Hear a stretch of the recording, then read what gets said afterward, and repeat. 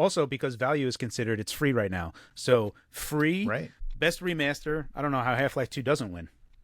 Yeah, that's true. I also don't think, like, I know that they say price/value should be taken into consideration. I don't agree with that because No, of course not.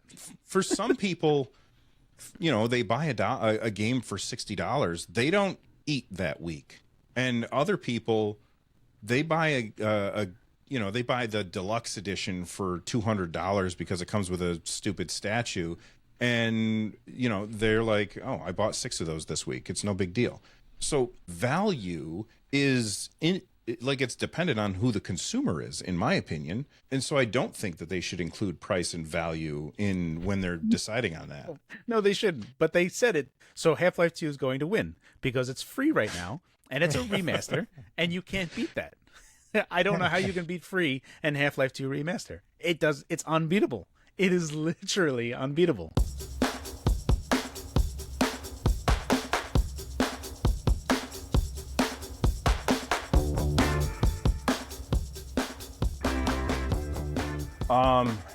Cloud, mustache, nose. It's me, not me. Oh, it's you. Okay, you. Another cloud. Rainbow colors. Red, orange, green. Green. Okay. Green. You green. This is the Ugreen Uno wireless power bank, 15 watt. It has this cool little robot design that Ugreen has been adding to tons of their products lately. In addition to displaying the battery percentage on the screen, it'll also tell you the charging status with these little facial expressions depending on what's going on with your device. It's Qi 2 certified, offering 15 watts of charging without wires thanks to the wireless magnetic attachment. It has 10,000 milliamp hours of capacity, which is perfect for your phone. It can fully charge an iPhone 16 Pro 1.6 times. So you can use your phone how you want without having battery anxiety.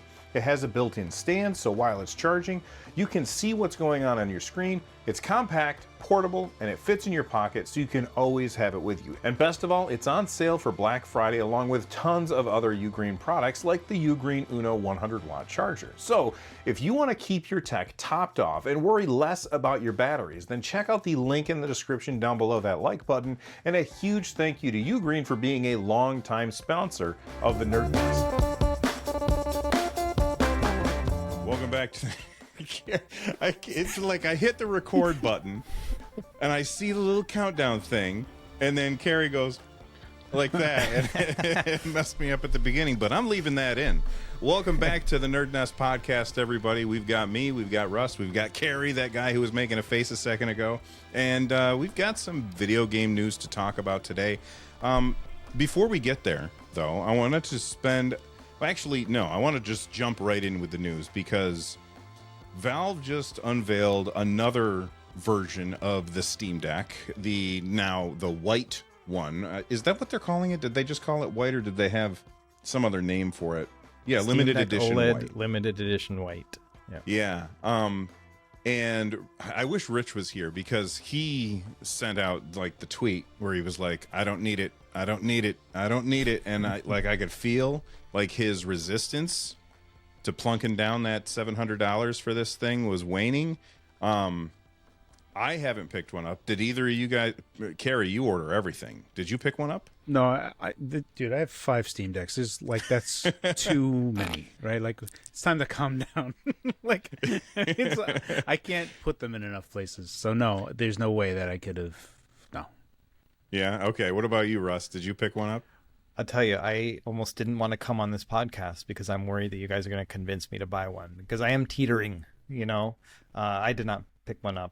I love the grayish buttons compared to the white shell. It's just such a nice match. Oh, man. And I love clean and white looking devices like this. So it's very tempting. But yeah, I have 2. I've got an OLED and then I've got my standard, like old school one as well.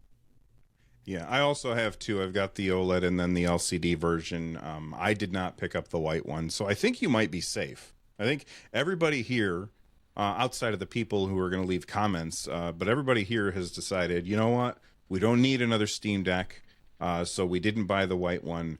But I will agree, it looks really, really good. It kind of reminds me more than a little bit of the PS5 Pro, the what's the anniversary version or whatever. Mm-hmm. It's like, I really like the color combination, especially with those gray buttons. I almost wish that they were orange to go with the white. I think that would look really, really cool, especially with the power button looking orange. I'm telling you, man, the creamsicle colorway always gets people. It's like, oh, it's white. We could put some orange in there. Yeah. So here's my question to you, Carrie. Yes, with 5 Steam Decks, if you didn't have a Steam Deck, which one would you buy? Today, if I didn't have any, I would get the white Steam Deck OLED. You would get the white? Oh yeah, that thing. As soon as I saw it, I was like, "You sons of bitches!" Like, you know what you're doing. I don't need another one, but I want one now. It is very much to your point. The PS5 Pro limited edition one. I don't want a PS5 Pro, but I do very much want that 30th anniversary PS5 Pro, which they had made like 7 of. I would like to be one of 7 owners of that 30th anniversary. They're so nice looking. I put out an ultimatum on Twitter, and it was embedded in a reply, so I don't think anyone saw it. But like basically, I use the D brand kill switch case with my Steam Deck, and I love that. And that's kind of just a requirement for me to have my Steam Deck, but I don't want to have the offset colors. And so I put out a challenge, and I said, if D brand announces a white kill switch case before this one goes up for pre-orders, then I will buy it. And they haven't, so I'm safe, at least for now. So that was the big deal for me. Wait until D-Brand hears that, though. Once that marketing department gets a hold of that, they're like, "Oh, really?" Russ is getting an email. Yeah. Well, speaking of the D-Brand, I have the D-Brand, the PS5. What do they call the plates? Oh, the dark plates or whatever. Yeah, I have those on my PS5, and I guess the PS5 Pro plates are incompatible with the original PS5, which is just asinine. I know that's a complete aside from what we're talking about here, but they had to have done that on purpose. Like, hey, you bought this, you bought these things to go with it, now here's the upgraded version, and you got to rebuy your plates at a later date when we bring them out again. And that's just such a ass move. I hate it. Yeah. It's like, we've lost so much money on making this PS5 Pro. How can we get it back? Let's change the plate connectors. That way we can get $10 back at a time or whatever. Listen, you know me, and any moment that I can rag on Sony, I will. But to Sony's credit, they allow you to use any NVMe in the PS5, right? You can just buy any NVMe and upgrade your storage. And Microsoft, of all people, who's in dead last, is like, no, you can buy our proprietary storage. I'm like, nah, I won't do that. So, while I can rag on Sony, I would rather have open storage and proprietary plates rather than open plates and proprietary storage. So I'll take it where I can get it. Yeah, I can agree with that. I will say plugging in the little proprietary storage into the back of the Xbox is like, it's very like and you are done. And then with the PS5, you got to take the plates off on the side, and that is a pain in the ass. Like I every time I do it, I have to watch a video. Like, where am I supposed to pull and push and twist at the same time?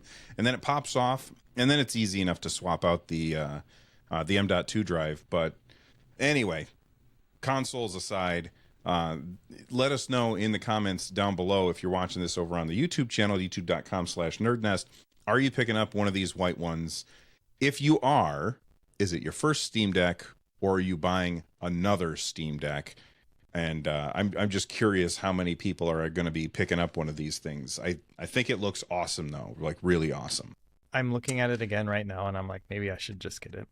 Maybe I should make a video on it. We're not even convincing you. You're just convincing yourself. I know. It's the marketing. Like, they've got this beautiful white console with a little orange button, and then they have it on this like teal blue background, and it's the perfect combination for like my color instincts, And so I'm just like, God, I want to make a video about this too. I don't think I would actually use it or play it. I probably would just donate a charity or something afterwards, but man, kind of want to hold it, make a video about it.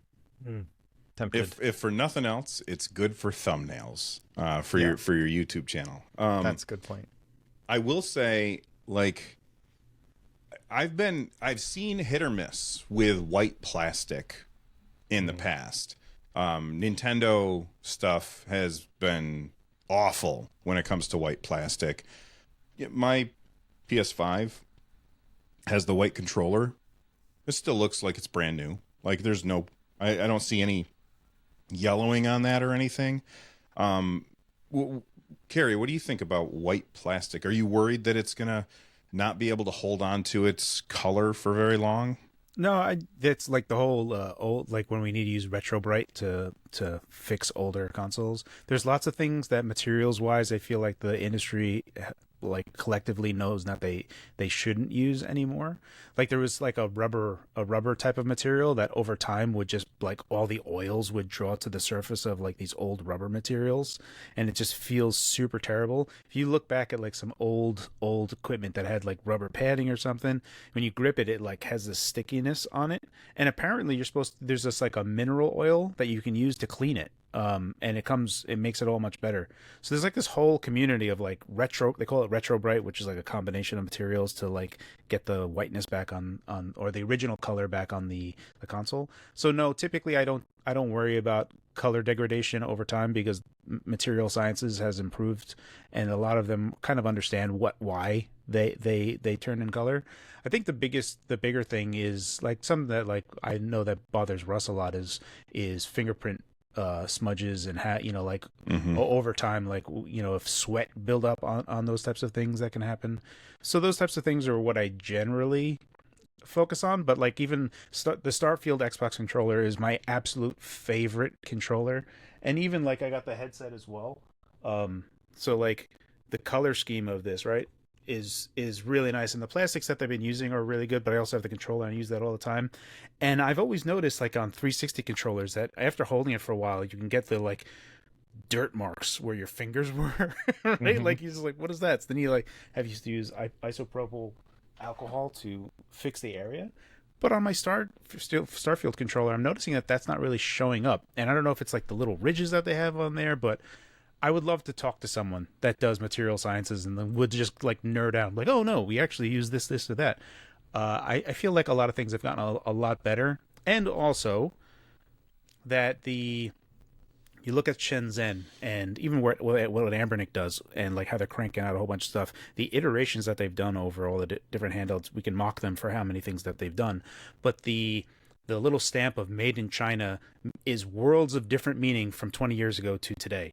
Made in China 20 years ago was, oh, this is absolute crap. And made in China today is like, oh, that's probably pretty good.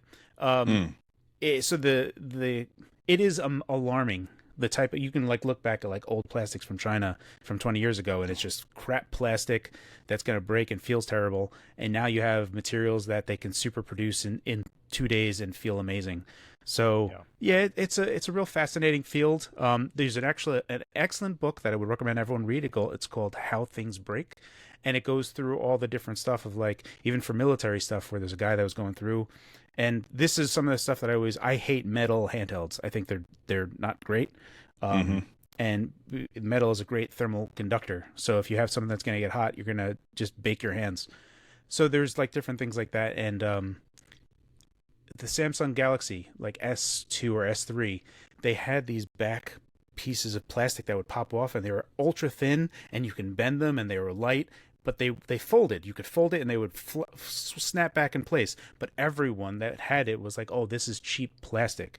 And then Apple made glass and aluminum and metal, and everyone's like, oh, that's premium. And everyone kind of went in that direction. But plastics are actually really good, but everyone thinks light and stuff is bad. And they actually convey a story where World War II helmets were made of steel and they didn't protect very well. So then scientists got together and said, oh, here are ceramic helmets. They weigh less, and they actually protect. And when the soldiers got them, they're like, oh, Christ, we're going to die if we have these on. So to make them better, they just lined them with steel plates that only added weight just so that they could have confidence in the soldiers. So they just wanted heavier helmets. There's lots of things that go in there, and I would really recommend the book, but material sciences is a whole field of study that I only look at from afar, but yeah, this kind of digressed into a whole different thing. But generally speaking, no, I don't worry about it as much lately. No, I think that's awesome. And you know, the rubber thing, like the sticky rubber thing, is such a problem here in Hawaii because of the humidity. You know, so it's like 10 times worse. And it's just one of those things. Like I got to buy a new mouse like every couple of years or every year or so because the plastic just starts to get rubbery, like that sticky feeling, and I hate it. Logitech is so bad at that stuff. But that's the mice that I use. You know, it's just kind of annoying.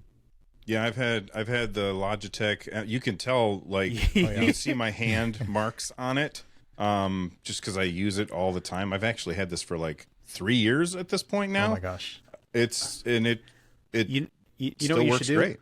Take What? a look on eBay for the value of your mouse. Periodically, there are like super mice that Logitech makes and then just discontinues, and everyone just loves that mouse. So then the resale value, the used prices of it, just go to like $200 and $300. I once had a Logitech mouse that was like $300, but it broke, and I was just like throwing it. I was like, oh, how much it is? I like that mouse. I want to just buy another one. And it was like $300. Like, whoa, why is this so expensive?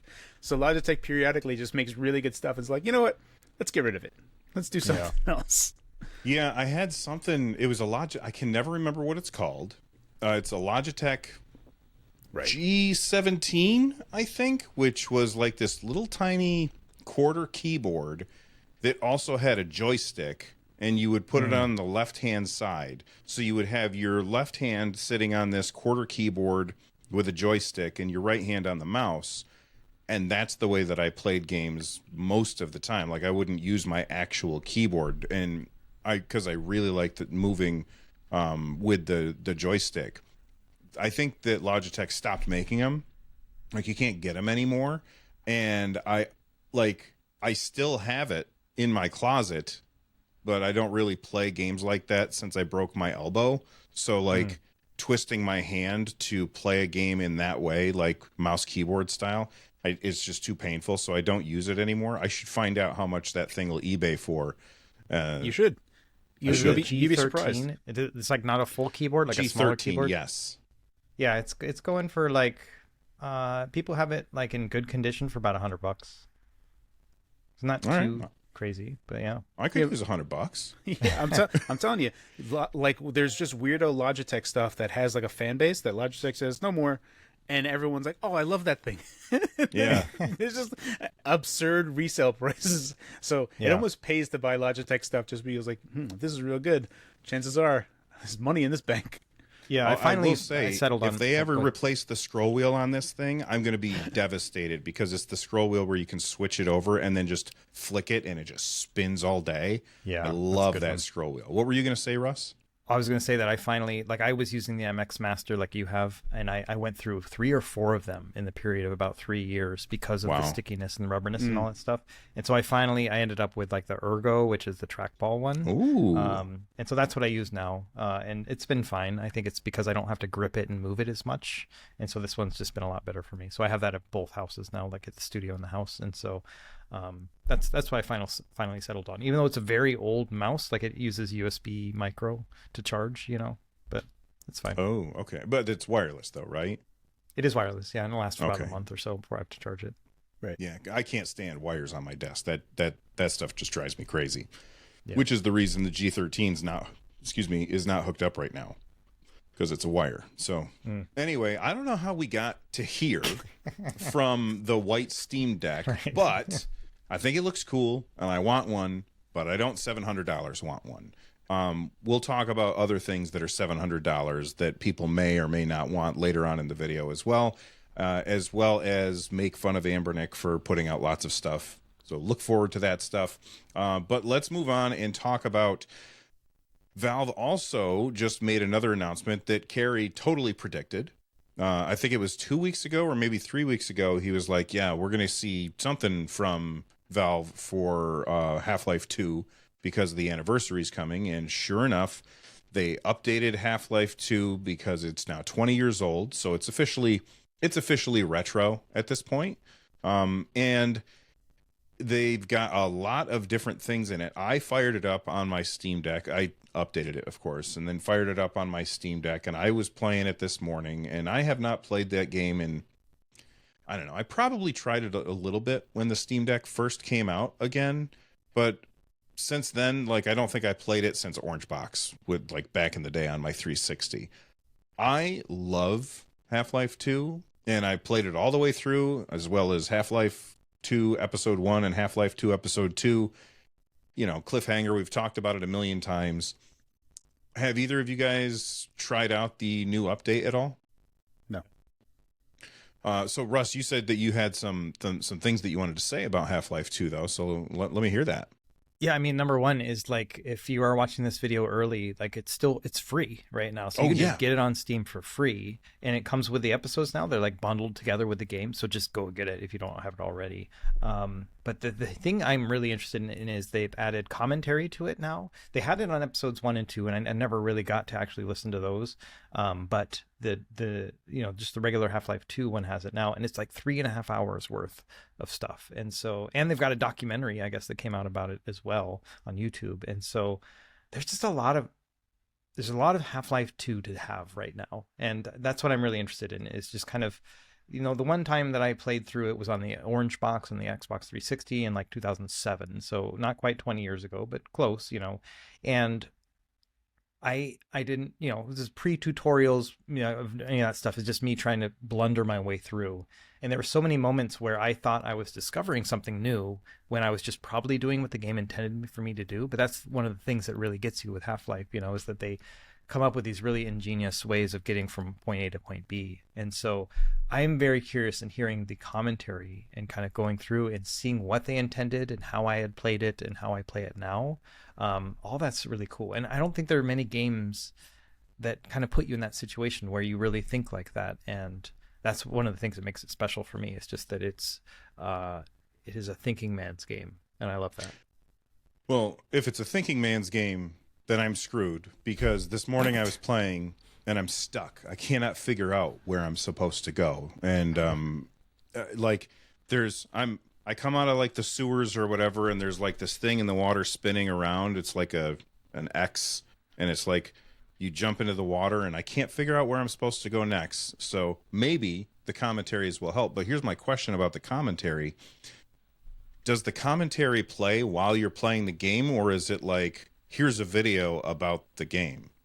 I think it's a little speech bubbles, and you like click on That's them. correct. Yeah. Typically, like Left 4 Dead, how they always did it was there's like a rotating icon that's like way out of place, right? It's like a big gilded icon, and you can't miss it. And it's sticking out like a sore thumb. Has nothing to do with the game. You go up to it and you interact with it, or just go into it, and it'll just start playing, basically of what's going on in that thing. But there's a lot of things in there that I have only listened to like Left 4 Dead commentary and quickly peeled away from it just because I was more interested in actually just playing the games. But there's a thing that Valve does that you could almost consider it Nintendo-esque insofar as this honing of layers, and they just keep on like going and going and going until it's reached a very fine edge. And the thing that they do that is super compelling, much to like what Russ is saying, is like when you think that you've discovered something like out of the ordinary, like, oh, look what I've done, and it's by design, right? And they do it in a number of different ways. And when specifically like Portal 2, there were so many moments that I literally laughed out loud from what was going on in the game. And I remember watching a documentary on it after playing the game, and they were talking about how difficult it is to do comedy in games, because a person can be wherever they are, and comedy relies so much on timing that if the timing is wrong, the comedy is just going to fall apart. So they have to like line all that up perfectly and almost force you on rails while giving you the implication that you're not on rails. And they do that in such an invisible way that they do it for comedy, and they do it for just guiding you as a player toward what they want you to see. And they do such an amazing job with that. And I think that there's lots of different ways that they tackle that. For me, I'm going to probably replay Half-Life 2 when the RTX Remix mod comes out, which I wish listed. And that's, I think, not too far away. But that's something that if I'm going to do it, I would want like full on, like if they can do like full on path tracing, which I know we're not going to get. But there's parts there like Ravenholm. Ravenholm I actually didn't like, I remember, because I played on Half-Life 2, I played on Xbox One back in 2004, 2003, 2004, before Xbox 360 came out. And yeah, so it's 20th anniversary, so it's 2004, right? Xbox. Okay, yeah. It'd have Yeah. to be 2004. Yeah. So I played Half-Life 2 on Xbox instead of on a PC, specifically, funnily enough, because I was opposed to Steam. Like when it came out, like I don't want Steam. Everybody was. Everyone was opposed to Steam when it first was announced. So when it came out on Xbox, I was like, it's kind of like playing Ubisoft games for me today. I don't want to play Ubisoft games on PC just because, Uplay and all that other stuff is just gross. And I'd rather just play on a console where they can only tack on so much of their crap, where you're still kind of just like, I'm in PlayStation or I'm in Xbox or wherever, or even if Nintendo, right? I'm here, and they have to reward you with like a carrot, like, oh, do you want to sign in so that you can get some stuff for Ubisoft? And you don't have to do that. So that's where I played Half-Life 2 the first time, and I was mesmerized by it. And you could also go back. I think that's why NVIDIA has such a strong relationship with Valve, is because the GeForce 3 at the time took so much of like what Half-Life 2 was doing. And there's a lot of things, special like effects that they were doing in GeForce 3. Anyway, that's about big digression. But yeah, I'm probably going to be playing the Half-Life 2 RTX version to get back into it. Yeah, I think I'm in the same boat. Go ahead. Yeah, What I was were you just saying, saying, I'm in the Russ? same boat because I watched the trailer where it was like switching between the modes, and I was like, oh, no, I want to play that one. I want to for play sure. that one. And Yeah, so, when you I'm just see, going to like, wait. Whew, it looks so nice in the thing. Like you can, and like Ravenholm for me is going to be like that key point. Like, man, with RTX, that's such a key moment with like only seeing, that guy was the head crabs come in and just the fire. So there's like so many moments where it's gonna, I feel like, elevate that entire scene. Right. So that's where I'm going. And that's a free update too. So get the game for free, and then that's a free update as well. And so, absolutely, it's amazing value. It's crazy. Yeah. Right. So if you're watching this the day it comes out, this is the last day that you can get it for free. I'm going to be we're recording this on November 17th. The podcast will go up on November 18th at 6 p.m. GMT. What time is GMT? That's -5. So that would be 1 p.m. So like if you watch this within the first 4 or 5 hours of the podcast being up, you can still go get Half-Life 2 for free. But if you're after that, just buy the damn game anyway because it's so freaking good. Yeah, and usually it's probably going to be super cheap. The Valve pack is always like super cheap anyway. You can buy all of Valve games like during Thanksgiving and Christmas for like, I don't know, $2 or some stupid number. It's so little anyway. So yeah. They also said that they're going to be removing visibility of Half-Life 2 episode 1 and episode 2 because now those games are bundled into Half-Life 2 instead of being separate things. So they said, like in their little post on their website about it. Oh my gosh, my phone just exploded in my ears. That was so loud. Let me put this on Do Not Disturb. Holy cow. I don't remember what I was saying, but it doesn't matter. Half-Life 2 is really good. I probably need to start over because I loaded up an old save. And that's why I probably haven't seen any of these little commentary things because I happen to be in a spot where they don't have them. So most likely, maybe, I think you do have to start. Maybe, I don't know if you have to start in documentary mode. I'm not sure if you have to or not. Okay. But there's a toggle that you loaded can. an old save. But yeah, I think the more. Did you guys watch the Half-Life 2 documentary? No. Not yet. Oh man, guys, it's so good. And there's like, so can we talk about that for just a brief moment? Yeah. All right, so there's 2 key moments that happen in there because they talk about a lot of stuff, and they kind of revisit when, I don't know if you guys remember when Half-Life 2 leaked in 22 years ago or whatever. Yeah. Apparently it was like super devastating to Valve, and from my perspective, I was like, oh, that's great. This is like free advertising for them. This is going to work out in their favor. Like, I was very positive about the leak. I didn't get the leak. Funnily enough, I never got the leak for Half-Life 2. I did get the leak for Doom 3, which is right around the same time. Like, Doom 3 launched around the same time that Half-Life 2 did. So I was more interested in the Doom 3 leak than Half-Life 2 just because, I was more into, like, id Tech and what they were doing and advancing stuff, and I felt like Half-Life 2 wasn't that, just based on, like, images that I saw. But they talk about that, but then they talk about very briefly, like Vivendi was trying to just just mire them in a bunch of garbage. So they gave them like stacks and stacks of paper because they were trying to look at Cyber Cafe licensing rules, and they were so Vivendi. So Half-Life 1, the publisher was Sierra Online, Right.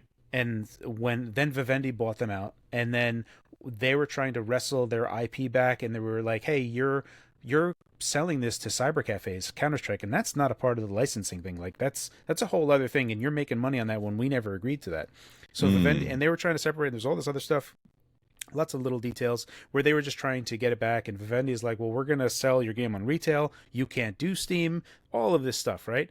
And they were like, "Well, you're doing that cyber cafe thing," and then like, "Oh, you want this for Discovery? Here's all the stuff." And not only that, all of it's in Korean because they were doing a bunch of it in Korea at the time for like esports and other stuff. So they said, "Here you go." Apparently there was this summer intern that knew Korean, and he's like the linchpin of this entire thing that they don't even mention his name. They don't say anything. They're just like, "Oh yeah, he looked through all these thousands of pages and found the one page where they literally in an email say, 'Hey boss, I threw away, I ripped up and destroyed all those Valve documents like you requested.'" Like, like the lawyer guy was like, "This never happens, right? Like you never have this smoking gun in written form." And this summer intern who knew Korean went through all of it and found the needle in the haystack. And I'm like, this guy single-handedly, like all of the cascaded events that happen forward could be like on this one person who is unnamed. And I put on Twitter, I'm like, does anyone know who this person, like maybe they just don't want to be known, like they I don't want anyone to know that I did this, right? So fine, let's respect their privacy, but I feel like that should be said. They're like, "Oh, he doesn't want to be known." Like, okay, but they kind of like just like oh yeah, he went through like zillions of pages and found one thing of all Korean, and I'm like, "Oh well, that sounds very important." Anyway, so there's that interesting bit and how basically the entirety of everything unfolded, right? Why we have Steam now and all the other stuff. So this is a major pivotal timeline shift for all of us as gamers for this one summer intern, dude. And so that's one awesome. part. Go ahead. No, I was just going to ask how long the documentary is. 2 hours. Oh, okay. Good gravy. Okay. Yeah. And then Buckle later up. on, I don't want to spoil too much, but they do talk about Half-Life 2 Episode 3.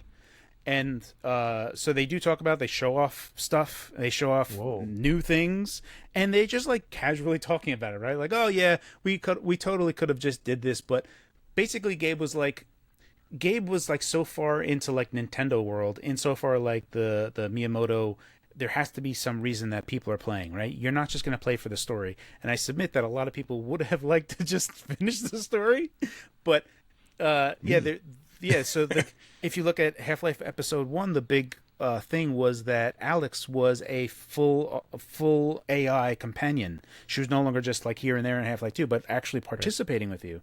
And then like in Episode 2, they had like another twist that they added on there, and I believe it had to do with how they were taking on the walkers and stuff.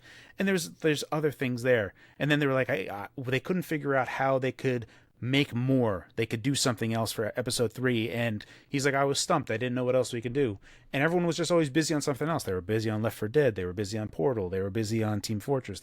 So the team was just constantly doing stuff, and they had stuff done. They had this like ice gun in Half-Life 3 that could be, and like the guy was like, "Oh yeah, you can like do Silver Surfer stuff," and I was just like, "This sounds awesome." Like, why? Right. And yeah, so it's just, I don't know. It's kind of, it is what it is. But the documentary is great, and it's interesting because Half-Life Alyx changes things a bit. So the VR game of Half-Life Alyx kind of changes where Episode 3 would be going. So like, no spoilers there, but like there's stuff, right? So where Half-Life 2 Episode 3 could go would be vastly different to where it is now. It's a great documentary though, and everyone should watch it.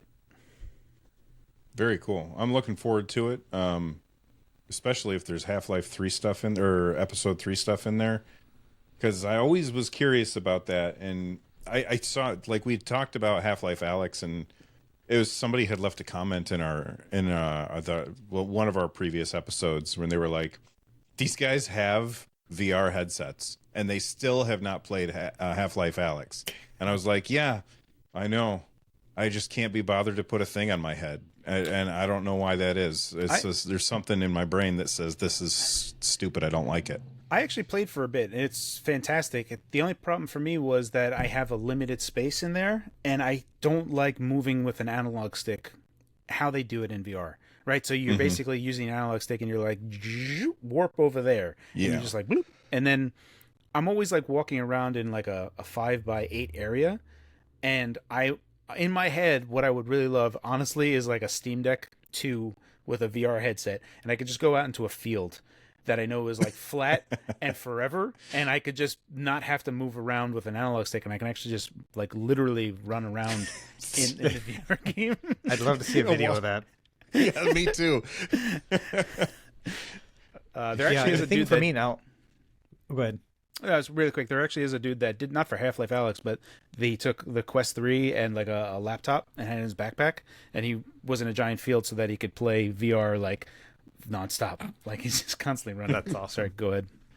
I was just going to say that I think the goalposts keep moving for me. So like I wanted to play Half-Life 2, then Episode 1 and 2, and then Alyx. Now I'm like, well, now I'm going to wait for the RTX version. And so I'm like, I want that perfect full series experience, you know? And even the documentary, I'm like, I don't think I want to watch that until after I've gone through and played all that stuff, you know? And so, yeah, I'm just in a weird spot where I just keep moving my own goalposts. I'm just not in a hurry, you know? I want to relive it, but I want to relive the best part of it, or the best way possible. So it's been 20 years. There's really no reason for you to rush at this point, especially if you already own it. Like you can play it whenever you want. So you've never played Episode 1 and 2? No, I have. I played them on the orange box back in 07, but I haven't since. Yeah. Gotcha. Well, there you have it. What game from 20 years ago do you think needs to be updated? Let us know in the comments down below. Let's move on to something that is near and dear to Carrie's heart, but that's really, really far away. And that is Xbox Handhelds. This is posted over at Android Authority. And apparently Phil Spencer was talking to Bloomberg, and he said essentially that they want to make a handheld, but it is a few years away. Which actually, that kind of surprises me. I figured with the Switch coming out in 2005. No. You took Switch 1, 2017. Yeah, 2017. And, you know, then the Steam Deck coming out a couple of years ago, and people really embracing handheld gaming and being able to take things with you wherever you go. And then you stack on top of that the fact that graphics haven't really progressed as fast as they have in the past. It's slowed down quite a bit. And so I think this is the right time to get into handhelds. But Microsoft has been holding back, and now we're not going to see one for a couple of years, according to Phil Spencer. Carrie, what do you think about that? Are you I'm surprised? I'm of two minds on it. I'm not entirely surprised. There's two ways to look at this, right? That there is effectively a fuse that's lit, right? For Microsoft is in third place in the console market. They've released an advertising campaign that everything is an Xbox, and most of the people that watched it are just like, well, that sucks. Everyone was down on it, even though the messaging is clear. I think if they just added one word, like if they showed the Xbox Series X and like, this is an Xbox, and if they just said this is also an Xbox and not this is an Xbox, I think like that, the wording, just like the presentation, like they do not consider the console itself as a first-class citizen. It is in their view, almost completely level with everything else, which no one actually treats that to be the same case, depending on whatever way you look. It's the same thing as, I think I could largely not even just speak for the people that are like here, like we're talking amongst ourselves, but even for the gamer scene in general, mobile games are not really considered games, right? They're games, but if in the world of games they are a snack compared to an entree, right? Like, yes, they're both food, but no one's going to like, oh, I'm having Doritos for dinner. Like, what are you talking about? Like, you know what I mean? Like, no one cares. Like, so when you say mobile games, they're the Doritos of the steaks, right? Like, Carrie did not know me in my 20s. But yeah, so when you think about it, right, like all the things that Microsoft is doing, okay, I get it, but there is a fuse that is clearly lit where Steam Deck 2 is coming soon, right? Like maybe not next year, 2026 maybe, definitely by 2027. We all know that the Super Switch is next year, or quarter 1, quarter 2 next year. The thing that gets me is that Phil Spencer himself on an interview has said directly, we lost one of the worst generations to lose, and that was the PS4 Xbox One generation, because that was the key generation where people actually started investing in the ecosystem. And whatever digital stuff that they bought there, that is the reason that they're going to get the next thing. And because they failed so hard on the Xbox One, that is biting their ass now. So why would they put themselves in a position where Switch 1 right now, 100 almost, it's hopefully going to beat PS2 in total sales. Like it's a fantastic console, and it itself is really great. But you can see that they're, even when we were talking about it in retrospect, when they're like, oh, Switch 1 games are going to work on Switch 2, everyone felt like that was going to happen. I don't think everyone thought that was going to happen. There was a part of all of us that are like, man, is Nintendo just going to like dump everything and be like, hey, Switch 2 is only compatible with Switch 2 and all your Switch 1 games are gone? So Nintendo has this ecosystem that they have, and depending on whatever choices that they make in terms of superfying games, their Switch 1 games to work on Switch 2. But this is now going to solidify Nintendo's position for console, mobile, handheld games in Nintendo's ecosystem. And they were very, very strong in the Switch ecosystem. So for Microsoft to not have an answer to the Super Switch at the same time that the Super Switch is coming out seems like they're going to be making the same problems that they had in 2013 with PS4 and Xbox One. They're basically going to be losing against PlayStation, and now they're going to be losing against Nintendo. Depending on the time, they might also lose out against Valve. So this is why time is of the importance here. Now, we can look at this in a few different ways.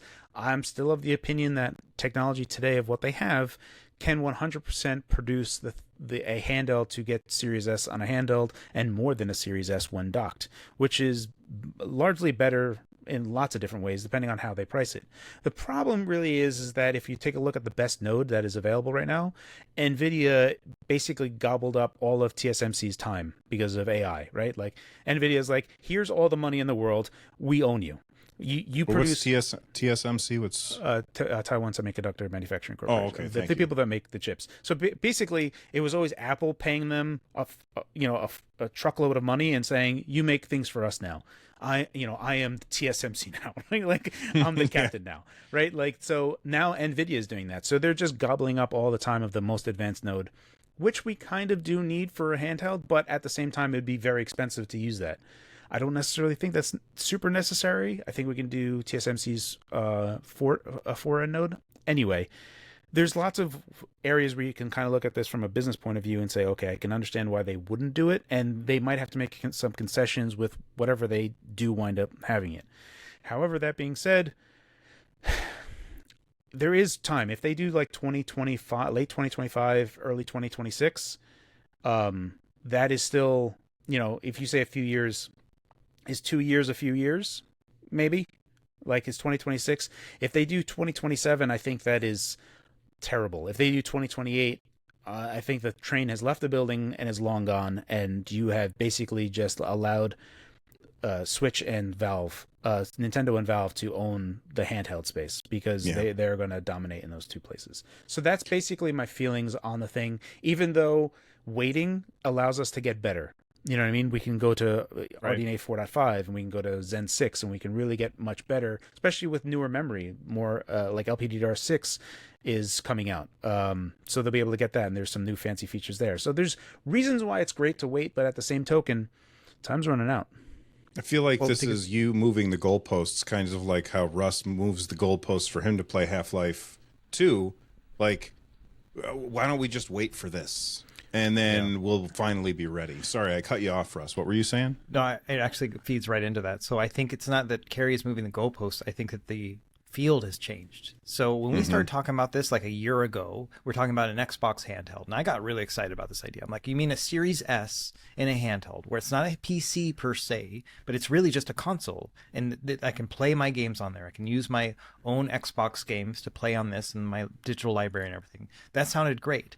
It sounds less of a prospect today than it did a year ago, because over this past year I've bought so many PC games, I bought so many PS4 games and PS5 games, and I have not bought any Xbox digital games this whole time, you know.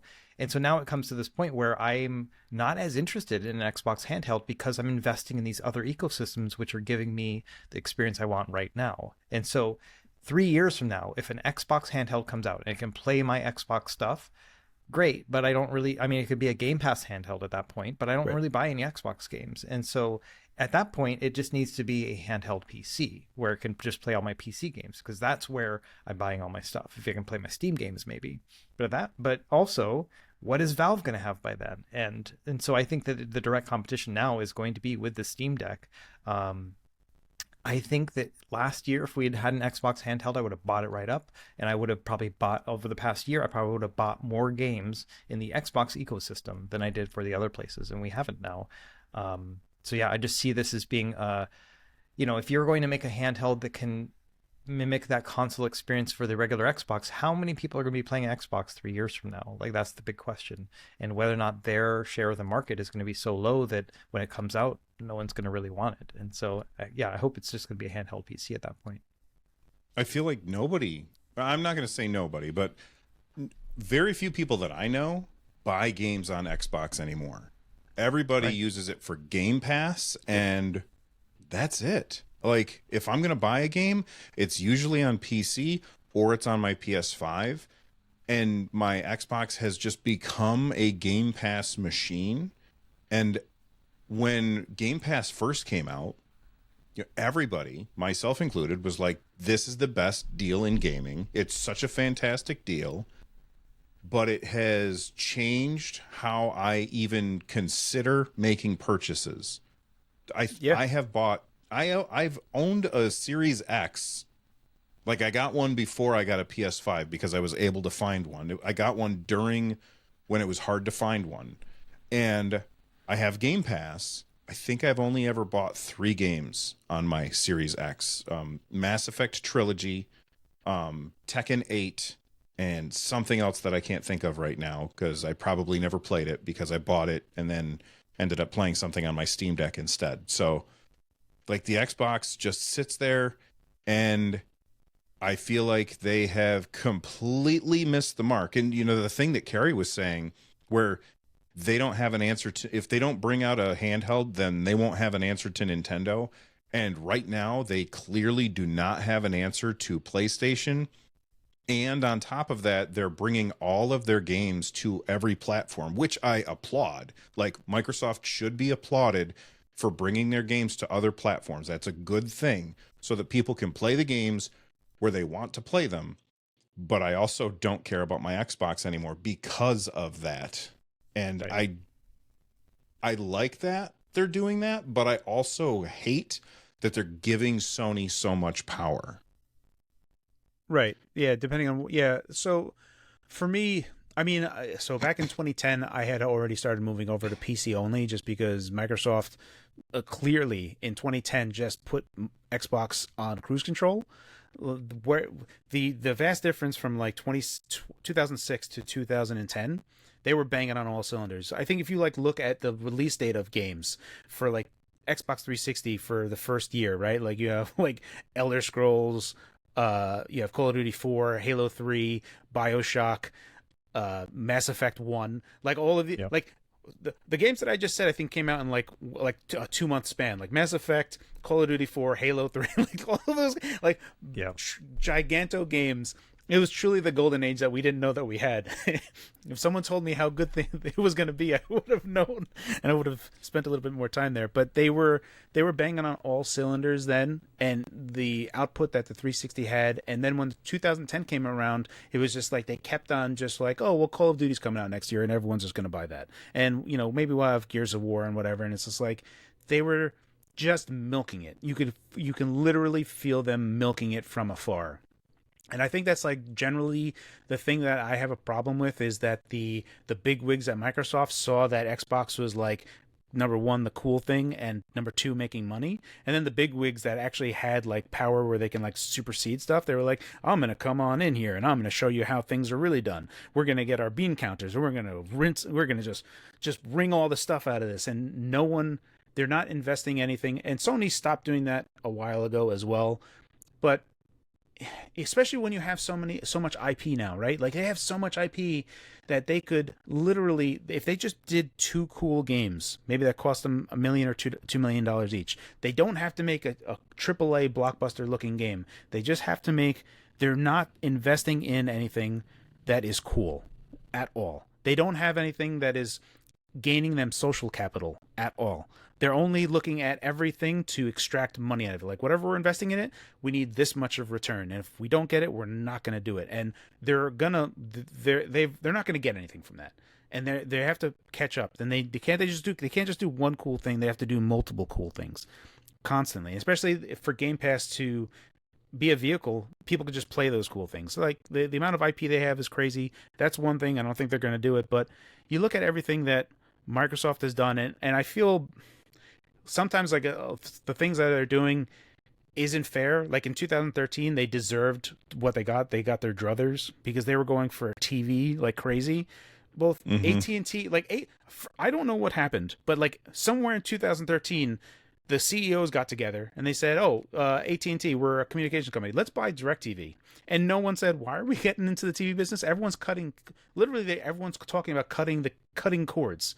Why are we buying DirecTV? And Microsoft, a company completely separate of AT&T, is like TV, TV, TV. And it's like, why are you two companies doing this thing when no one wants it? In fact, everyone's getting away from it. Truly bizarre. Don't know what's going on. Xbox used to be where the best console was. Xbox One was technologically the best console compared to everything else, even though PS2 easily won that generation, and for good reasons.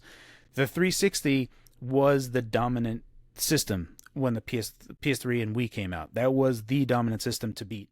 And they came out a year earlier, they were cheaper, and they were still better than the PS3. They dominated so hard that it was unreal. And then the Xbox One comes out, and it was $100 more expensive, and it was worse than the PS4. It was just like, You guys can't do that. Like, I don't know who you think you are, but you are supposed to be what the 360 was. And that lost them, that generation. And that's what Phil Spencer complains about. And the Xbox Series X is a return to form for them, for like, we're going to make the best thing that we could possibly do with today's technology for the money. And they did that.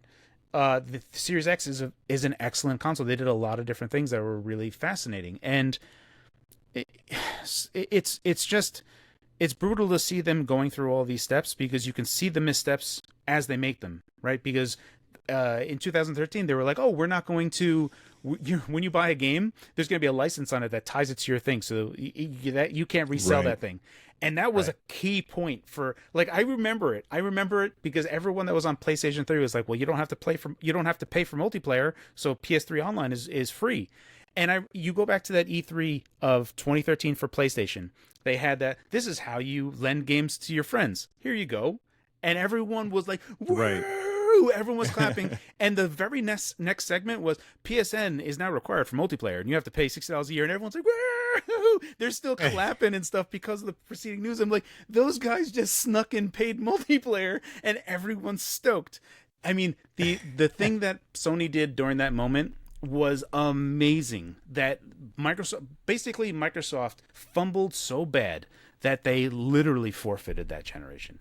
And you can kind of see that same thing kind of happening today with the messaging that they have, that they've been stumbling all over their messaging. Every week is almost doom and gloom for Xbox. Almost every week there's more doom and gloom for Xbox. It's like, Indiana Jones is coming out to PS5 3 months later. Like everyone's like, they're a third-party publisher. Now they're doing the everything's an Xbox. It's like, well, if everything's an Xbox, then nothing's an Xbox. And it's like all of this stuff is just like their messaging is constantly getting steamrolled.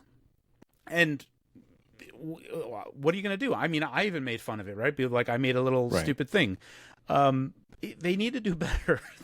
And I don't know how they can. And they're always behind the 8 ball. And I feel like I don't know what's going on over there, who's pulling the strings, or like what the money men are saying. This is a long rant that they need to fix their stuff, and I don't know if they'll be able to. And who knows? And if they're a third-party publisher, whatever. I'm still going to play Microsoft games. I'm still going to play Stalker 2's coming out, Indiana Jones coming out. I'm still going to have Game Pass. Truth be told, if Microsoft did not have Game Pass, I would not be playing Xbox anything really at all. I'd be playing them few and far between. So Same. As far as Game Pass is concerned, it's a success because I am playing Xbox games now because of that decision. So they did a right thing with Game Pass. Oh, back to your point real quick about not buying games on Xbox. Fun fact, Game Pass has been so destructive to game sale prices that you can actually buy Xbox One games for super cheap. Like I buy like an Xbox One game almost like once a month for like $5. I go to GameStop and I just look around. Obviously it's pre-owned, but everything that is a Game Pass title or used to be a Game Pass title just dives in price. So if you wanted to build a game collection on Xbox, it's never been cheaper. It's unreasonably inexpensive just because of Game Pass, which is a silver lining to Game Pass. Yeah, you talk about the back and forth between who's on top. The PS2 was just a juggernaut. Yes, it was the fantastic Xbox system. was coming out like Microsoft was like, "Hey, we're going to make a video game system that's not a computer." And they did a good job on it, but most people were like, "Well, I kind of am used to PlayStation, so I'm going to get a PS2," and they killed it. And then PS2 gets super confident, overconfident, and then they launched the PS3 at whatever the price was. It was a lot at the time. 500, it was really expensive at the time, and that's the reason that the Xbox 360 took off. That it wasn't that Microsoft did something wonderful. It's that Sony flew too close to the sun. And then you fast forward to the end of that generation, and then Microsoft, they flew too close to the sun because they're like, we have all the power now. We're the ones who are winning, so we're going to try and push our advantage. And everybody said, you know what? I don't like that, especially because Sony, like, I believe their presentation was after the Microsoft presentation, so they had the advantage to be able to say, to respond directly to all of that stuff that Microsoft had said. If PlayStation had gone first, I wonder how things would have been different. But then that's why the PS4 dominated that generation. And like Phil Spencer has said, that was the console system, that was the generation that you didn't want to lose because people were bringing things forward from that generation, and it never really happened before. And now Microsoft can't keep up. So I feel like Sony is going to be able to fly too close to the sun again, but there's not going to be a good alternative that isn't a PC. Right. And I think that's fine with me because I like PC stuff. What's that, Russ? I was going to say that this is just like it's a pattern, like it's you build this social capital, you get in this goodwill, and then you see, okay, how can I spend this? And then that's what you do that next generation, and they just keep doing that. The only time I can think of pattern wise where they went from one win to another is PS1 to PS2. Because if you remember during the E3 from way back when they had the Sega Saturn, right? That was a competition. Right. Their speech was they just walked up and said $199 or whatever, right? Oh, yeah. And so it was like that was a win, and then they won again with PS2. That's the only pattern I can think of where they were like on top of it over and over. Ever since then, it's been like, okay, we're doing great. How can we spend this capital and get our money now? And then that always is not paying in dividends. And I feel like Xbox is in that position where they are trying to figure out how to win that good grace and goodwill and everything, and they just can't really nail it. Whereas Sony is like, we're ready to spend our goodwill. Like, we're ready to spend it between all our PSN logins and like whatever scarcity that we keep doing, all the things that they keep pushing us in trying to make things just a worse deal. We're going to fire back at some point and be like, okay, we're moving on. That was like one too many, and I feel like Sony's on that path, whereas Xbox is just struggling to find where they can come up with something to get back into the good graces. Yeah. It's so, I feel like Game Pass still makes a bunch of money for them, so I don't see them stopping that anytime soon. But when we're talking about this largely, we're talking about like hardware that they're going to produce. And there's one or two situations. Obviously, they just crash and burn on the hardware side, and they literally can't get approval from Microsoft bigwigs to spend the money to do it, because hardware is a loss leader for consoles. It has to be, because it has been for generations. So if they can't get the buy-in for it and they're just doing bad from them, then Microsoft becomes a third-party publisher. Okay, then it's the same as like Sega. Like you can say, well, I miss not having a Dreamcast or a Dreamcast 2 or whatever, but we still got Sega games that came out of it, and whatever that path followed, there was still good Sega games that came out, and there have been good Sega games that came out. And now, like, you have that Sega conference I went through, and they were like, we're going to do more Crazy Taxi, we're going to do this, and we're like, this is awesome, like, cool, I want to see more of this stuff. And I feel, I hope that we're getting to the end of the rope of all of these companies that are, what's that moral story? Is it Samson? I'm maybe getting this wrong. He would always just swing for the fences and just try to hit a home run every time, or just strike out.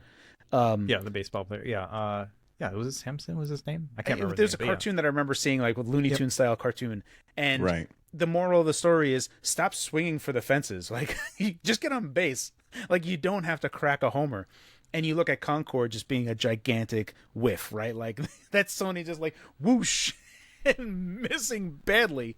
And you see that happening with Halo Infinite. Halo Infinite was a good game, but it was a giant whiff. Like, I mean, even if you have something good, it doesn't matter. Like, I don't even know what to say, right? Like, what do you do if something has moved on and all of this stuff almost doesn't matter? And I've heard people say Concord was a good game, but I never played it, and no one has or will anymore. So it's, I don't know. I feel like I really wish. There's been a lot of things that happened since 2020, and some of the decisions that are being made seem crazy to me, that don't make any sense. And also, Microsoft has a bad track record. You took a look at some of the development stuff that they had going on when they were talking about they have freelancers that come in, but they have an 18-month limit. And after 18 months, no, you can't come. You're done. So for some of these people that are coming in, it takes them 6 months, 8 months just to learn the tools, which means that they only have like half their stint of actually being able to produce something. So Microsoft's spending all this money educating them on how to use a tool, and then they're like, okay, go away, you can't come back anymore. And it's like, what are you guys doing? And then 2022, you saw mass firings at all of these tech places. It's a website called layoffs.fyi.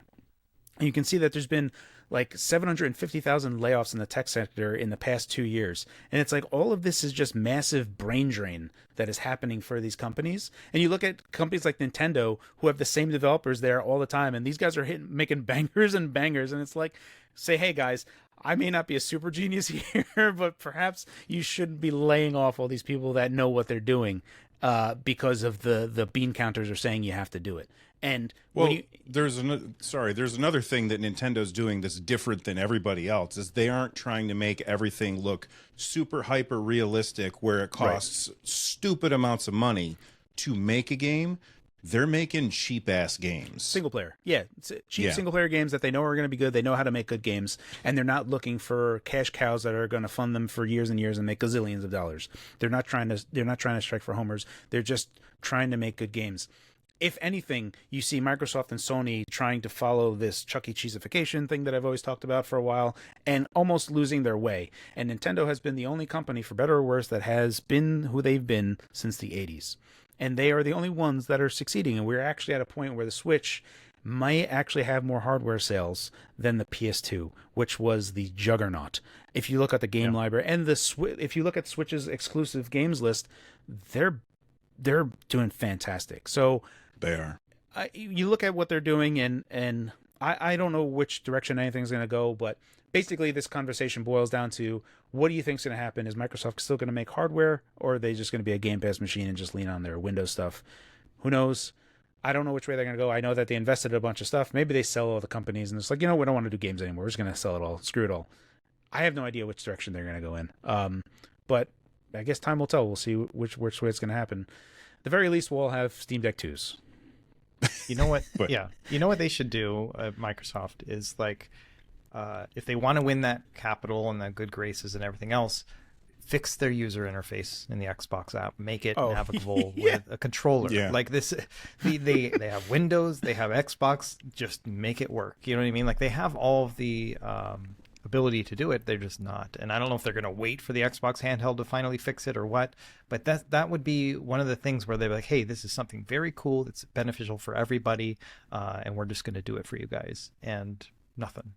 I don't think they can. There's too much legacy stuff, and like even when I'm running a Windows device and I'm running, like, I always launch things through like Steam Big Picture mode, right? Almost every single game that I launch, there's something that is like, by the way, you're still on Windows, you got to click a thing, or you got to say okay, or you got to get up and walk across the room and do a thing. And I think that when you're looking at all of the games that are made for Windows, they all have all of this stupid bullshit that's like things where they've pieced things together over the years, and then just slapping a new UI in the Xbox user interface or like the Xbox app or whatever. I guarantee, even if they did that we would still have to interact with some kind of, You need to. Here's the thing that pops up, and I gotta, now I gotta click on the thing, and it's a tiny little like, I don't know if they can fix it, just because Windows has legacy that they always have to worry about, whereas SteamOS, they don't have to worry about legacy. Mac OS, they just tell anybody who made old stuff, screw you, we're doing our own stuff now, we don't care. So they're just going to leave you behind. Microsoft never leaves anybody behind. Yeah. And I feel like they could just go ahead. Yeah, I feel like they could just at least make a new standard, and then fix all the stuff getting to that standard, but at least put it out there. Yeah, we'll have a period of just kind of those annoyances, but there's got to be some sort of solution, as opposed to, well, it's too hard. I'm actually working on a video to make Windows entirely navigatable by controller only. Nice. Also inside of UAC prompts. So like you were saying, Bill, like when you do stuff and it's like, boom, and everything goes gray, and you just have this thing that says yes or no on it. You'll be able to actually say yes or no on a controller as well on that. So I'm working on that in the background, but I shouldn't have to do that. You shouldn't. Microsoft should do that. And it's something that I think if you just spent like 5 minutes, you'd be like, oh, this sucks. We got to fix this. This is bad. Yeah. Yeah, I feel like that they're all mouse and keyboard people or Xbox people, and they're like, this is fine. The absolute crazy thing about this, so I read a bunch of stuff on like the what's in the sauce for Microsoft and everything, and it's funny to read because there's like different things. You say like the Steve Jobs bubble of like, or the Mac bubble of how they interact with everybody and how they do things, and almost how any bad news that happened for Apple would just kind of just not matter to anyone that was in the Apple sphere. And for Microsoft, they would have this other bubble of like a tech bubble where they were always desktop first, and all the every feature that they have, but they had so much money that they could do crazy configurations. And there was a guy who had 9 CRT monitors hooked up to like one PC, and no one had that at the time. But he's like, there's some people that are playing Flight Simulator, and I got to get this working. And they got it working. You know what I mean? Like Microsoft did that for Windows. And I feel like you have people that were doing crazy go-nuts things with total desktop configurations, and yet the handheld scene has totally blindsided them for reasons that are unclear to me, but it's I don't know, just so weird to me. They saw tablets coming a mile away and did everything that they could to fix that. So like Windows version 1809, they redid Windows Desktop Manager. So now you can't even do exclusive full screen anymore. You always have Desktop Windows Manager, windowizing everything. And you want that, right? Because if, for instance, if you let full screen mode happen on any of these handhelds, right? And it has that, crazy native portrait thing going on, and you force the resolution that doesn't work, you got a black screen now, and you can't see anything, and you're like, I can't do anything. But with Windows Desktop Manager, you always have a windowed environment, even if you say exclusive full screen mode. So they fixed that for tablets, right? They fixed it because they're like, hey, this sucks. If my only input is my fingers, I can't do squat here. So they fixed that. And it boggles my mind that they did all that work for tablets and touchscreens, but not for handhelds. And I don't know. I don't know. Well, they did all that work for tablets, and then we told them, you suck. This UI is garbage. Get out of here. Give me back my start button. Right, yeah. And they listened. Yes, they did, yeah. So maybe they shouldn't have listened. Oh, well, yeah, so you look at Metro, and I wasn't a big fan of Metro. I loved when they went to Windows 10. Windows 10 was great. Windows 11, whatever. There's lots of weird things that are going there with the 24H2 now. But you look at everything they do, and it's weird that they've always been very desktop first in weird configurations and supporting weird configurations in lots of different ways. Yet Handhelds eludes them. And it's not for anyone not saying anything, because we know that there was a guy that was working in Microsoft actually trying to like, hey, look, let's do this thing. There's the INEO. Let's make this interface. We saw news about it, and it's like nothing. You know, like oh, they made it a little wider. Yeah. Oh, we got it, guys. Compact mode and Xbox app. That's going to solve it. And it's like, what? Yeah, I don't know. Yeah. Boggles the mind. The frustrating is that it's like Phil Spencer's like, gee willikers, this could be better. You know, if only someone would do something. Like, dude, if only someone had the power to do something. Yeah. Right. Bizarre. Absolutely bizarre. Yeah. Now, Phil, if you're watching, watch Carrie's video, because I'm sure he's got some ideas for you. Yeah. All right, go ahead. Carrie, last point is that Carrie is just working with the tools that he has as a user in order to make that happen, right? Whereas they've got all those other tools where they can make it even better. So if Carrie can come up with something that is a better experience without having all of those insider things, then it just means Microsoft could do even better. Yeah, they could. They literally could. And it's I don't know. Anyway, will they? Yeah, that's a question for the ages. Well, another question for the ages is, are DLC expansion packs, remakes, and remasters eligible for the Game of the Year? And this is what the Game Awards has to say. They say the Game Awards aims to recognize the best creative and technical work each year, irrespective of the format of that content's release. Expansion packs, new game seasons, DLCs, remakes, or remasters are eligible in all categories if the jury deems the new creative and technical work to be worthy of a nomination. Factors such as the newness of the content and its price/value should be taken into consideration.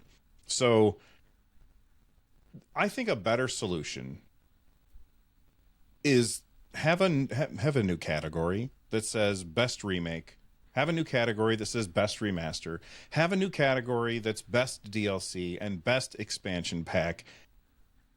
And that way you don't get I can't think of one off the top of my head, but Destiny, what's the latest expansion pack for that Final Light show? Yeah, something like that. Something like that. Whatever it's called. Final Shape. Yeah. Everybody said that that's really good. I haven't played it. I don't know. But everybody says really, really good things about that particular expansion. I don't want that to win Game of the Year. Not because I really care all that much about who wins Game of the Year, but it's not a game. It's an expansion. And maybe I'm wrong about this. Russ, what do you think? As soon as you were reading off that stuff, I thought, okay, Elden Ring's going to win again. Like, that's the first, like, this is just like an excuse for that. And I would rather have something like best rerun or something like that, where it's like, hey, like, this game was already great and this is like adding even more value to it. You know what I mean? I would like to see something like that. Like, maybe the Half-Life 2 with the RTX expansion is like going to be the game of the year for me, but it's not going to be like, it's actually the game of the year. Now you can include it. Also, because value is considered, it's free right now. So free, best remaster. I don't know how Half-Life 2 doesn't win. Yeah, that's true. I also don't think, like, I know that they say price/value should be taken into consideration. I don't agree with that, because no, of course not. For some people, you know, they buy a game for $60. They don't eat that week, and other people, they buy they buy the deluxe edition for $200 because it comes with a stupid statue. And, you know, they're like, oh, I bought 6 of those this week. It's no big deal. So value is it's dependent on who the consumer is, in my opinion. And so I don't think that they should include price and value in when they're deciding on that. No, they shouldn't. But they said it. So Half-Life 2 is going to win because it's free right now and it's a remaster and you can't beat that. I don't know how you can beat free and Half-Life 2 remaster. It's unbeatable. It is literally unbeatable. Its value is off the charts. Yeah. Well, Yeah. let us know. It's just weird. Yeah, let us know in the comments if you think DLCs, expansion packs, and remakes and remasters should be eligible in all categories. But you know what? Whatever. I don't really care who wins. Whatever. I just like to watch the shiny, the new announcements and stuff. That's what I always tune in for. By the way, at some point next month, we will do like our game of the year episode. And last year, I think. I don't even remember. Oh, I don't remember what my. Oh, yes, I do. Tears of the Kingdom was mine. Russ, yours was Super Mario Wonder. And Carrie, what was yours? I don't remember. From last year? I don't remember what mine was. I think it might have been Baldur's Gate. Yeah, I think it was Baldur's That's a possibility. Gate. Yeah, I think it might have been Baldur's Gate 3. All right, let's move on. We're going to wrap this up pretty quick. Russ, you got your hands on the this thing right here, the Ioneo 406. No, not Ioneo. Ambernic 406H. Mm-hmm. Yet another one. Thoughts? So, I had a quick turnaround with this one. Basically, within 48 hours of getting it, I had made my in-depth review. And I got a couple comments were like, you can't do an in-depth review in 48 hours. Like, it's not possible. Well, some people thought the timing was off. They thought it was 24 hours. But I had a day of setting it up and then a day of filming and then, putting it all together. But anyway, my response was, well, there's 0 new components in this handheld. There is nothing new here. It is basically a greatest hits compilation. If a greatest hits compilation of the Beatles came out today and it was 10 songs, I could make a review of those 10 songs within 48 hours because I have a lifetime of experience with everything else, And so that's what kind of way I felt about it. Is like, this is, it's not innovative in any way. It's not like changing the landscape of handhelds, but they got so many things right. Finally, we all were beta testers over this past year. Each handheld came out with this new little thing or whatever. And finally they're like, all right, fine, let's put it all together into one and then just make this one. And I think that's what it is. And so my take on it was that this is the best handheld, mid-tier handheld that Ambernic has made, but who knows when the next best one's coming out next month, the month after that, who knows? Well, definitely next month because they put out like one a month, right? Yeah, they do. Yeah. The 12 in the past 12 months. So yeah, it's impossible to keep up. So you really like this one? Yeah, I think it is. It's an easy recommendation. I mean, it's hard because there are other handhelds on in the market, but I think I actually like this better than the Retroid Pocket Mini, which is really a better handheld. It's got an OLED screen, it's got a faster processor, but for what I want to play at this price point, about $175-ish, it's about where I would want it to be. So it's an easy to recommend handheld. I think it's got a lot more things going for it than the Retroid Pocket Mini when you put it all together into one. The way I did a live stream with the retro handhelds guys, and my analogy was that the Retroid Pocket Mini is like that hot girlfriend who like drives you crazy, both good and bad, but has some fatal flaws. Like you don't want to take her to go and meet your family, But then there's like the 406H, which is like wife material, where maybe she doesn't get you riled up, but that's the lifetime one. And so that's kind of where I'm seeing it. It's a little bit boring, and this is no reflection of my actual life, but like, it's just solid, and so that's why it's an easier to recommend one than the RP Mini. I think Russ just drove right into a tree there. I told her the analogy and she loved it. And she's like, you got to tell other people about it. So I have this device it's the Pocket DMG, and this thing is ridiculously expensive. Like the cheapest one is $400 and $400 and some dollars, and the one that I have here is like the $700 one for a retro handheld, which is bananas. And I was coming up with an analogy myself because I was like, how do I explain that I think that this price is okay? And I said I was talking it over with my wife because she's way smarter than I am. And I was like, what do you think about this analogy? And I said, it's like, yeah, I could go and get in a canoe and catch fish, or I could buy a really, really expensive boat and catch fish. those are very different experiences. And this happens to be the expensive boat.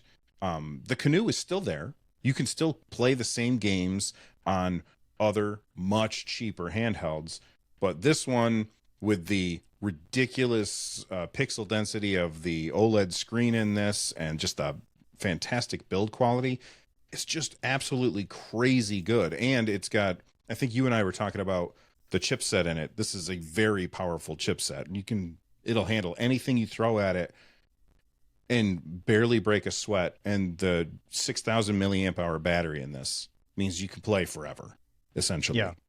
I mean, the power in that is beyond what Android can handle. Like, it's just, it's too much, it's OP. And so, yeah, it's for those people who are looking for that. And I think it's a smaller use case, but yeah, mine should be arriving in the next week or so. I'm interested in checking it out.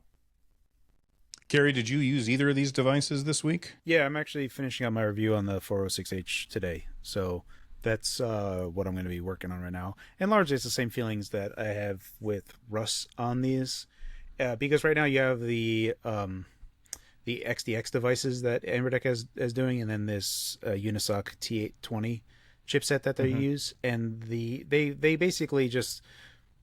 There's a different amounts of emulation that you can achieve on either one, and I always bring up the same exact use case for every one of these things, and it's always coming down to like, well, the aspect ratio is ideal for retro stuff, and if you wanted to play Saturn games, this is going to be one of the few that has enough CPU horsepower where you can get accurate emulation, which is necessary, not for a lot of them, but for specific Saturn games, which I always bring up Dragon Force 2, which is unplayable on any other emulator. It literally cannot play. You'll press start, and it'll just give you the Saturn BIOS screen. So Saturn Beetle is the only emulator that will actually run this, and it's a very CPU first demanding game. So you need enough CPU horsepower, not just GPU. And then there's like PS2 games that don't run on it very well because we just don't have enough GPU horsepower. So it's like, it's not the GPU horsepower there, but it's likely the ARM Mali drivers that are just whatever, right. And we could just use better drivers, but no one cares. So that's where things get down to where it gets a little bit muddy, and it's like you're just, I always typically look at it through that lens, is like, yes, it can play PS2, yes, it can play GameCube, but not all of them. But it can do Saturn stuff, and the aspect ratio really favors retro games. So it's like, that's the lens that I look at it on, but I don't really plan on making a very long video. I did do a full battery life test. I typically always do, and for the life of me, I don't know where I copied the file. I have another phone that I use. Oh no. I know, it sucks because it had like 7 hours and 15 minutes of battery life while doing PlayStation 2 emulation on the 406H.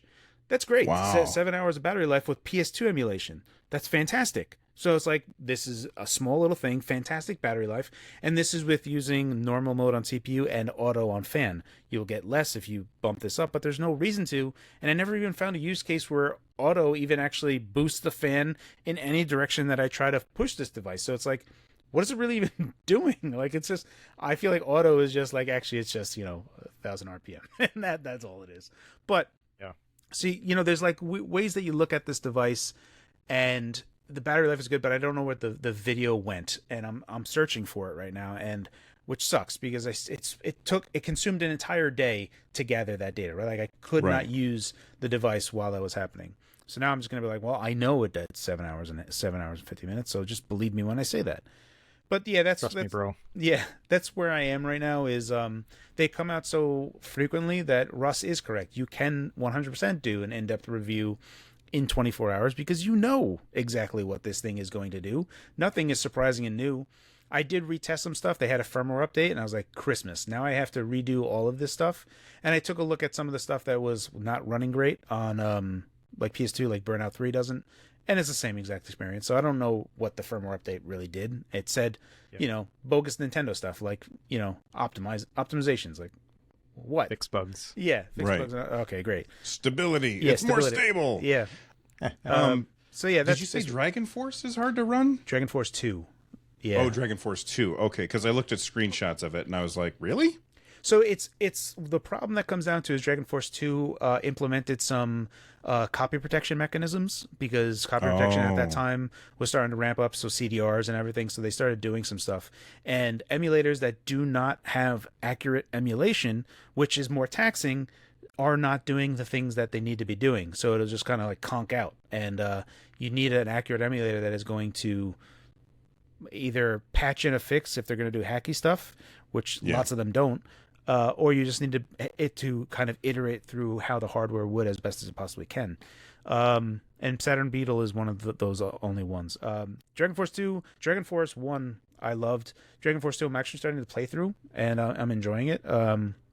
So yeah, that's there for the Pocket DMG. I got an email about it, but they haven't followed up, so I don't know what's going on with that specifically.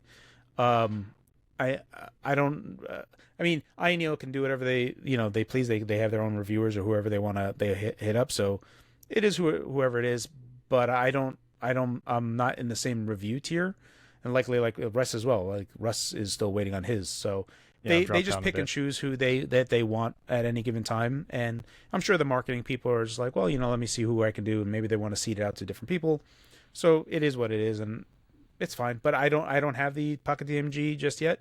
But iNeo typically, like a lot of people, especially like when we think about tribalism and stuff that happens, is that iNeo typically always has a more premium designator that gets tackled onto their stuff, whether that's true or not. But you take a look at like the Pocket DMG or even their other stuff, right? Like the build quality of their other stuff is really good. It's not that you can feel and again, read that book, How Things Break. But when you make stuff of glass and metal, the heft of it and how it just feels good. So when you're holding it, the initial impression is that it's quality, regardless if it is or not. But that's typically the direction that they go, for better or worse. And it's not that it's bad, but it's just how things are. So yeah, no, I don't have it, but I appreciate the things that iNeo does. And I'm glad that they're in there, and I hope that they continue making stuff, because they make a lot of different stuff, and I've always been a fan of just having more people making stuff, and I like the stuff that iNeo does. Yeah. Well, that's going to do it for this episode of the NerdNest podcast. Russ, tell everybody what video they should watch over on your channel next. Oh my gosh, I've made so many over the past couple weeks, and Well, mostly pick one. reviews. I'm just kidding. But the one I'm working on next is the Mio A30. So this is like their horizontal Mio Mini. So there's been some software updates for it with a software called Spruce OS, kind of like Onion, but some really neat factors to it. And so I want to make a video just talking about how custom software is really pushing this device, which can be found like on sale for like $25-$30, which is crazy. That's great. Yeah, that's a fantastic price. So I don't think it's the best small handheld in the world, because it does have some flaws that I'll talk about, but that custom software is really pushing it forward, and so I wanted to make a video about that. Nice. What about you, Carrie? What's your next video that you're working on? The most immediate video that I have coming out is the Ambernic 406H. So it's just going to be a quick review, more or less the same things that we touched base on here, but that's going to be the one that I have coming.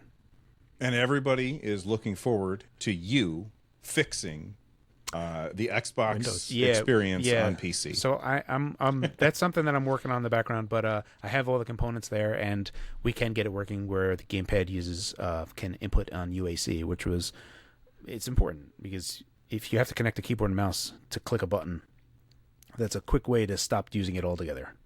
Yeah, I keep a little Bluetooth keyboard and mouse. It's like you could hold it in one hand. And it's got like a little trackpad on there, and I keep it over at my couch because I often will play PC games on my TV.